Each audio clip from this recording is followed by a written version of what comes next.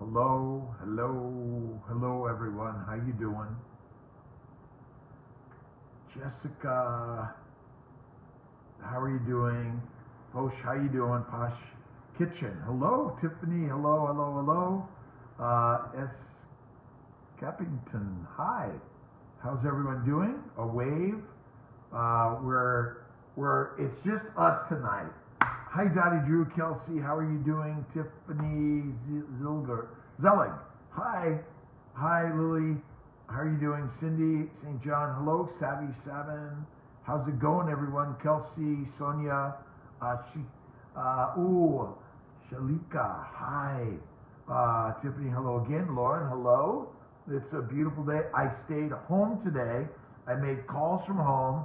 I got my nap. I did a little relaxation. I went and sat by the water a little bit, and I'm well rested for a very busy day. And Saturday, really grateful to everyone.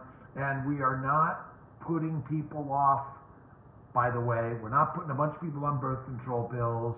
We're just 1, 2, or 3 days. We're going to make sure that we got everyone just right. We don't overwhelm our team. We're here to help everyone. All right. Anitra, how are you doing? Doc, baby, hello. Earn 722 and Tiffany Fleming. Minimum required lining for an FET. Recheck tomorrow. 7 millimeters is what we like. I've done 6 millimeters as a minimum. I've done well as long as it's a triple lining. 7 millimeters is what we like to see. Are we okay with starting a cycle into July, even though you've been super busy? I'll be 3. Yes, we're working to move people. I will announce Monday about Colorado, by the way, and 99.999, and then we're going to be able to sort of get everyone in our different locations. In Buffalo, the gas lines going in, the incubators are there. If we could get those 2 places open up, we're going to be rocking even more. We can do, hold on a second. Book. All right. So I got you back on Facebook. Sorry about that. I had to quiet all the stuff. Let's see. Thoris, 122, rock on HCGs. And there's so many positives and there are some negatives. We're working to convert those negatives to positives, but we all have to recognize sometimes we learn something from no eggs, no embryos, no blasts, no cleaved embryos, and certainly no transfer, but we're working on that every single day, by the way. All right. Brittany, hello. Grace Curtis Singer, hi. Zaya NY Man, hello to you guys. Wave and shout out to everyone, New Beginnings. Miami, I'm working on Miami, okay? But Atlanta's going to be my next one next year, but something in Florida? But working with the right partners, the right people, and really creating the right system for us all. Embryo grade matter if it's PGS normal. I don't think grade matters. I didn't do so good in kindergarten, and here I am today. All I can tell you is grading of embryos is like a grade in kindergarten. It's not so great, by the way. Hello, Belma, from LA kid, Silver Lake, LACC, and USC.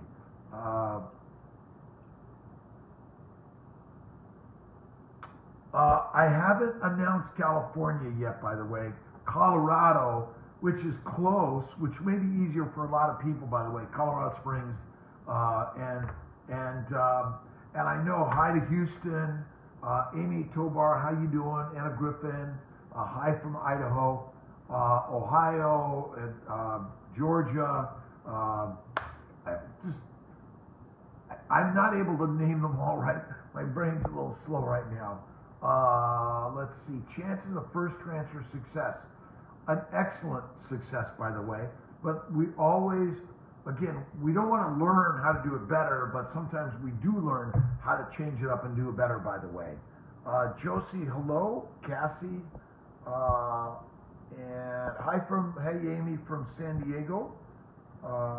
And we do allow people, we're going to allow people to send their embryos to different locations, nominal costs on all those.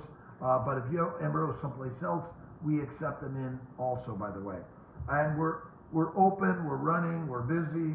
Dr. Ditkoff and Grossman are doing an awesome job. We're really working on how to do it in a systematic way for embryology and andrology, and our OR staff and everyone really to be working the very, very best. Hey, Shell and Brandon, how you doing? S. Rose, how are you? Just on my first donor egg cycle, beta came back negative. I'm sorry. Baby is one of the 2 remaining embryos. We're going to keep going, and don't forget to think about laparoscopy, hysteroscopy, embryo glue, the immune protocols 3 and 4, and don't forget Kiltz's keto, bacon, eggs, butter, beef, and ice cream. And I know it's crazy, but it's 1 meal a day at night is the very best. Monica, hello, Monica Bivis, how are you doing? And Lauren 0808, McCarthy, hi. First step after a consult, losing 4 babies, we're going to make that making more babies and success. But basically, get to our website and read our stuff. Download our magazine, the Keto Magazine, from either our website or Amazon. Our family building guide is going to be on Amazon also, so it'll make it a lot easier to download it to Kindle. But if you go to our CNY Fertility website, you can download it there also. Transfer was today. They upped my estrase. The estrogen isn't as important as the progesterone, but we tweak them a little bit. The numbers we use are really still above the lowest numbers, but we like to have a nice, what am I thinking here? A wider range so that we can have a safety level in adding more estrogen or progesterone, by the way. And we always have to have faith in this journey. Don't lose it. And if you feel down, pick up a good book that's going to give you some spiritual pizzazz. We need the spiritual pizzazz, by the way. Hi from Pittsburgh. Any advice on unexplained infertility, which is very, very, very common. Remember, the woman is normal, the guy is normal, it's unexplained, it's inflammation, it's all inflammation from our lifestyle. Too much stress and strain on the emotional side, the physical side, and then internally in the GI tract, we're wreaking havoc on our bodies.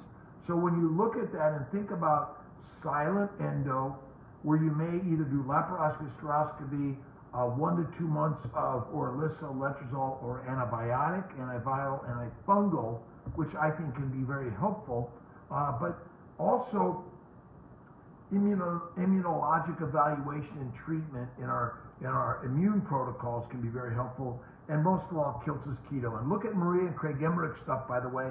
Excited that Maria, Craig, and I are going to be doing a book, and our Fertile Feast is on Amazon, by the way. Take a look at it. I talk a lot about keto. We have some recipes in there, but we're all sharing, and we need everyone sharing their thoughts and ideas. What did you do to make it better, by the way? We are paleo, isn't dairy an inflammatory food? Dairy, but in my opinion, butter and cream are reasonably okay, but some people have some allergic reaction to cow's milk products, so you got to be careful there. But there's a tremendous amount of inflammation in dairy, but my diet is bacon, eggs, butter, beef, and ice cream, but it's cream, an egg, a little bit of white sugar, and a little bit of vanilla. It's a home run. If you also go to my keto and family building guides, you'll find the recipes on there. Check out drkiltz.com and cnyfertility.com also, by the way. And again, if you fail the cycle and implantation, we want to do everything we can to look at all the possibilities. And if you go to the CNY Fertility website, go to the patient portal, down and go to the resources page and look at the simple guide. You'll find a lot of information that'll give you some advice on dietary changes, spiritual and emotional changes, yoga, acupuncture, massage, meditation, prayer, slow it down, cool it down. Cindy St. John, you could do an embryo transfer starting right away after a hysteroscopy, meaning that you do the hysteroscopy, you start the estrogen, then the progesterone, or you might do it a few days to a week prior to your next cycle to get you going in the process, by the way. A little about subchorionic hematomas, luring 0808, yes. So the gestational sac is attached to the uterine bed, and if there's inflammation that might separate the placenta off of the uterine bed, there's a blood clot that'll form, but it's the inflammation that causes the blood, the separation, the reduced blood flow and oxygenation causes the separation of the placenta from the uterine bed, causes this big blood clot, which could push more placenta separation. But quite commonly, that's where we want to do everything we can to reduce inflammation. IVIG, Lovenox, aspirin, prednisone, all these things may be helpful. Even Humira and LIT. Quite often, if you have the subchorionic hematoma and you're on the Lovenox, heparin, or aspirin, we might withdraw those things for a few days to a week in order to reduce the bleeding tendencies of those areas if need be. Some people recommend go full force, do more of it. That may be important to do also.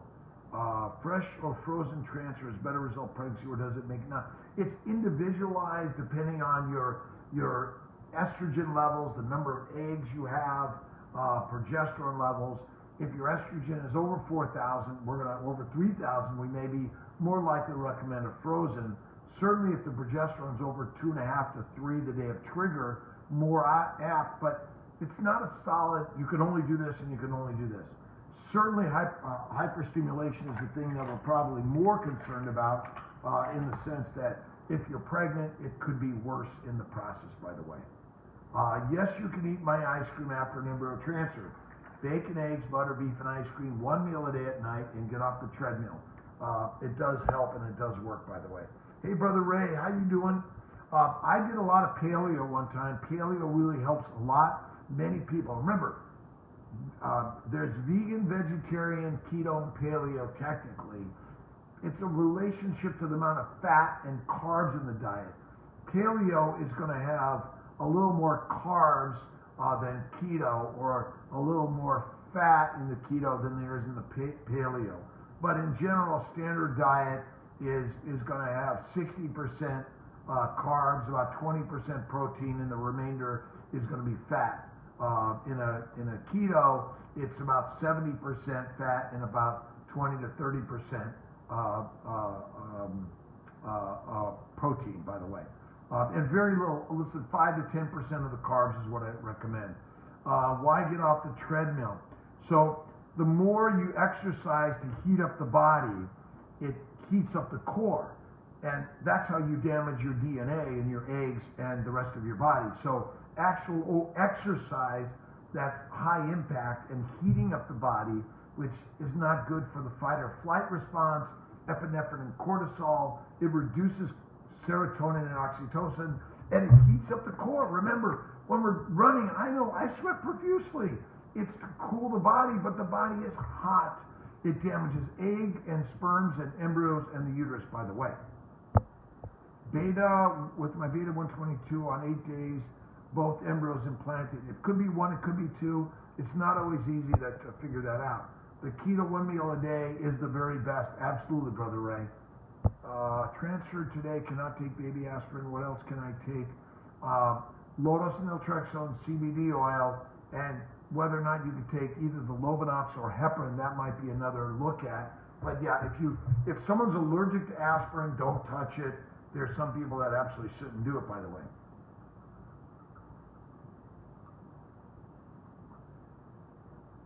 Danielle, let's see. Progesterone oil versus progesterone suppositories. If your progesterone levels are good, you don't need the progesterone oil. The vaginal should be good.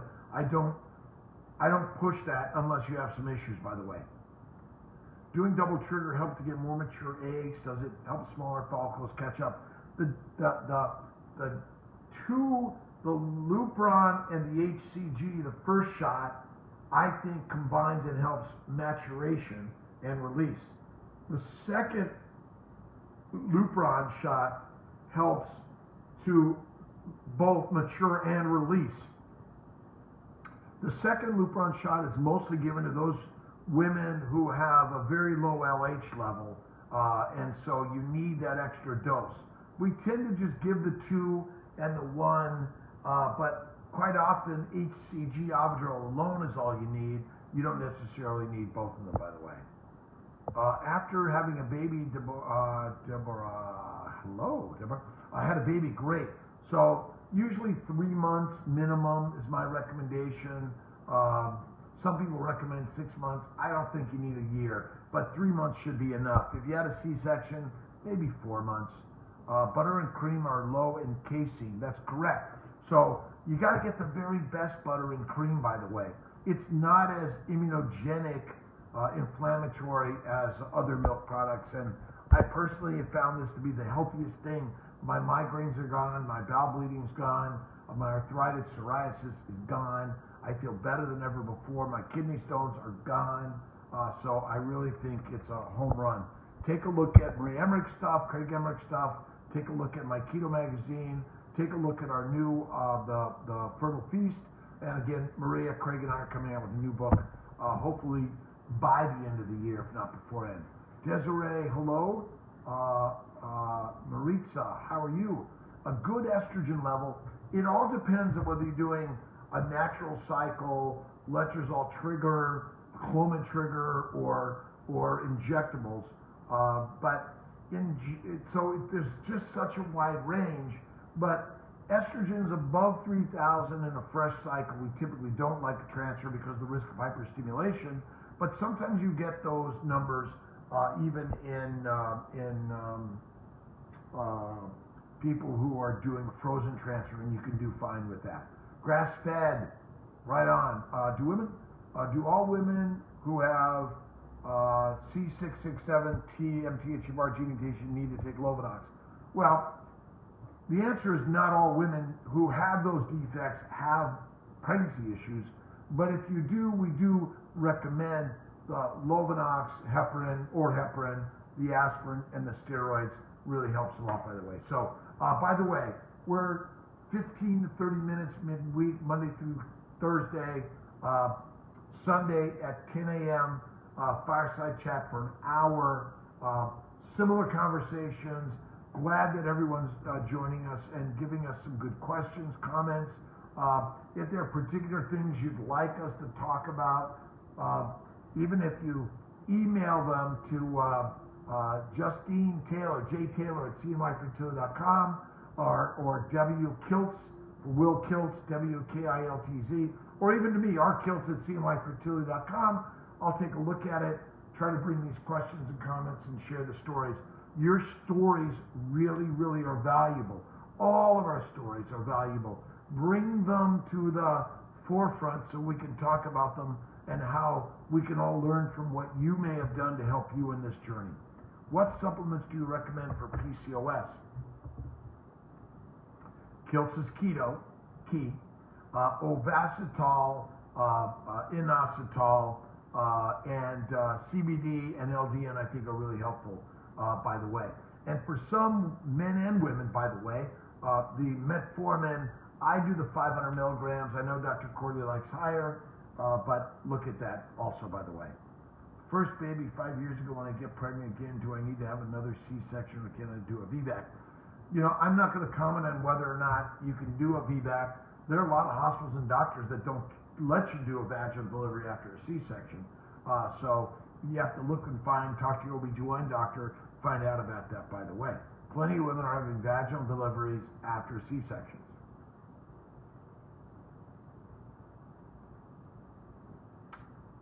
Let's see, can I skip monitoring and track with the ovulation kit for natural FET? Technically, you can do that.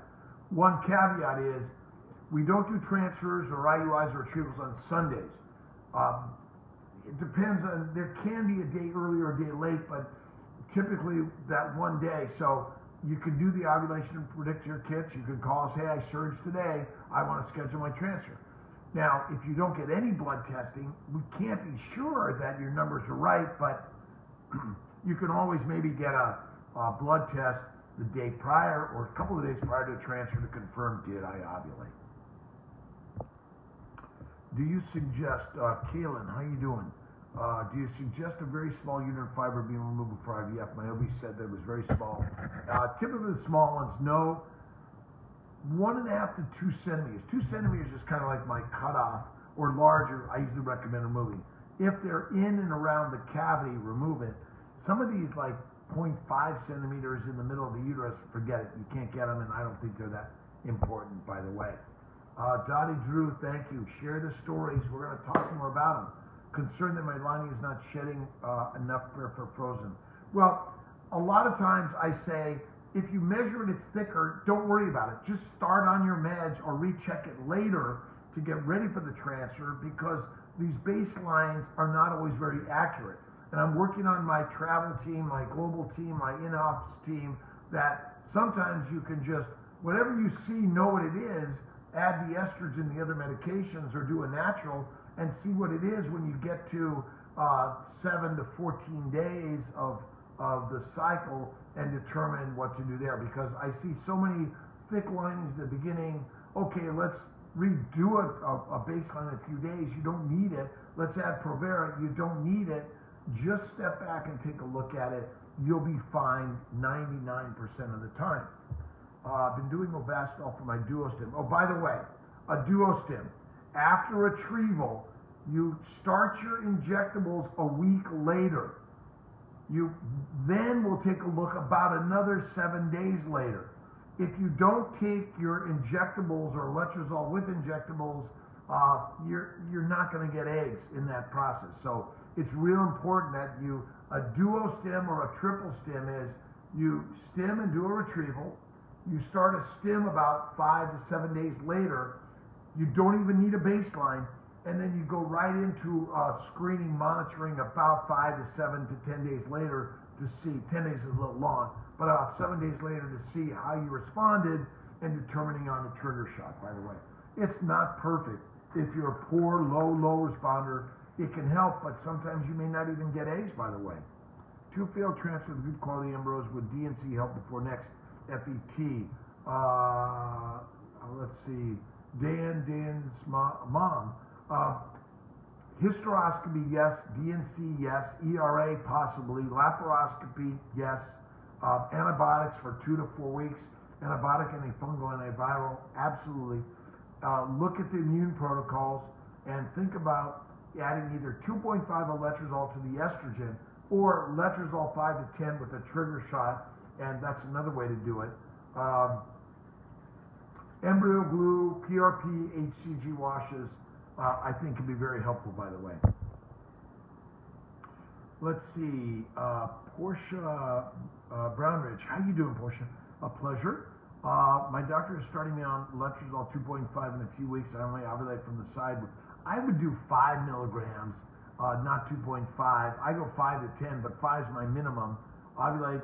Sometimes you might ovulate from the side there's no egg, but that egg can go over to the other tube and be taken up and get you pregnant. So a lot of times people say, oh, the follicle's on the wrong side, but that doesn't matter as much as people think, by the way. And if you're doing IVF, an egg retrieval, we get eggs from both sides. It's not an issue at all.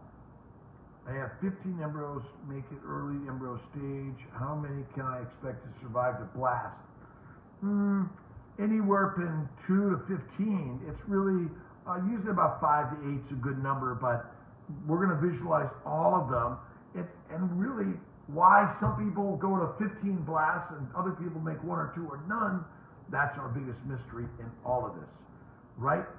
Let's see, Lily Oliver, hi, Lily, left tube completely blocked. Do you recommend removal of the blocked tube before? If it's a distal blockage called hydrosalpinx, I would remove the tube either before transfer or before retrieval. Either of those are fine, but before transfer for sure.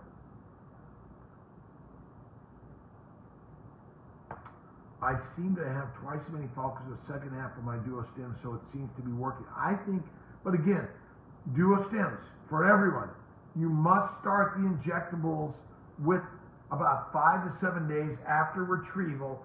Don't need to do an ultrasound. You don't need to go in there and say, gee, I don't know what's in there. Just stim and look again and trigger HCG and or Lupron, by the way. And remember, this process is not without some risk of hyperstimulation, ectopics, miscarriages, no eggs, no embryos, no transfer. Unfortunately, there isn't a huge way to predict it 100% for any of and all of us, but we're doing our very best, by the way. Did PRP wash together? I do a lot of PRP HCG washes combined. I like them. Intralipids, PRP HCG wash, embryo glue for transfer.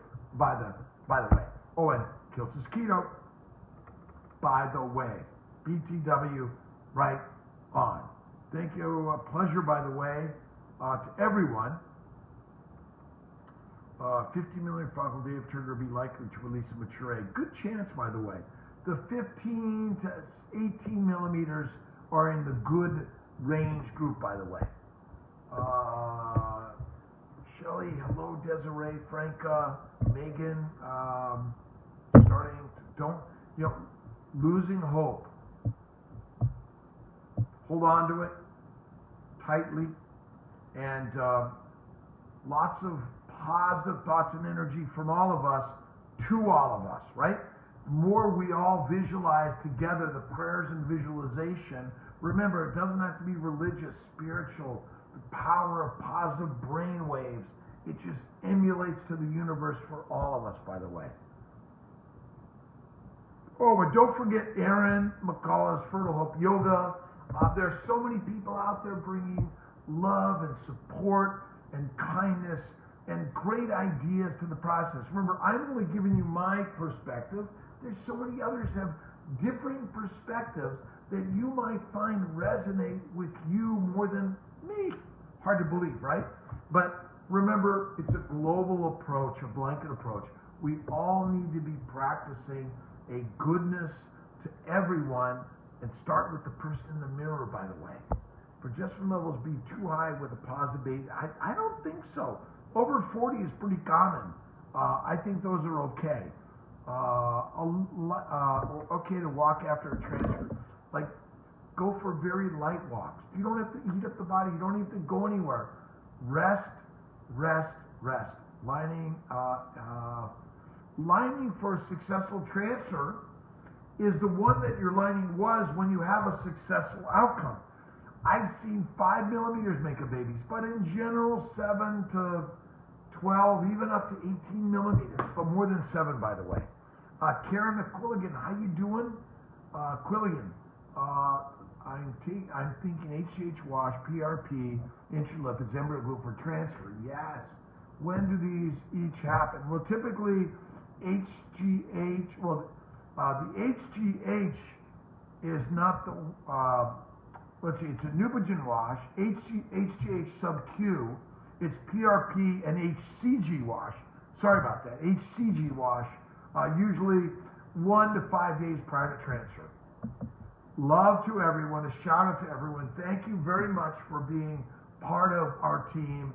We're all learning a lot of patience in the process. In the meantime, you know, if for any reason you need to wait another week, 2 weeks, 4 weeks, 6 weeks, 8 weeks, do everything you can in the process to keep doing it, to trying it even naturally, but at least do things to keep your emotional energy in the driving you forward with more positivity, right? We got to grab on and hold on tight and don't let go. But I'm going to say good night to everyone. I love you guys. I think it's Corley and I in the office in Syracuse tomorrow. And thanks to Dr. Grossman and Ditkoff for really working together. A great team there. My whole staff at all our locations. Gratitude, gratitude, gratitude. Oh, okay, let me see if I get one more here. What's some common reasons for chemical pregnancy? The same reasons for not getting pregnant or for miscarrying later on. Inflammation, inflammation, inflammation. Bad sperm, bad eggs, bad embryo, bad environment. We do everything we can to clear it up, whether it's infectious inflammation due to some foreign particles that get in our body. And remember, the birth control pill is made from yams. So, if you're eating a high plant-based diet, you may be eating your birth control. I know it sounds crazy.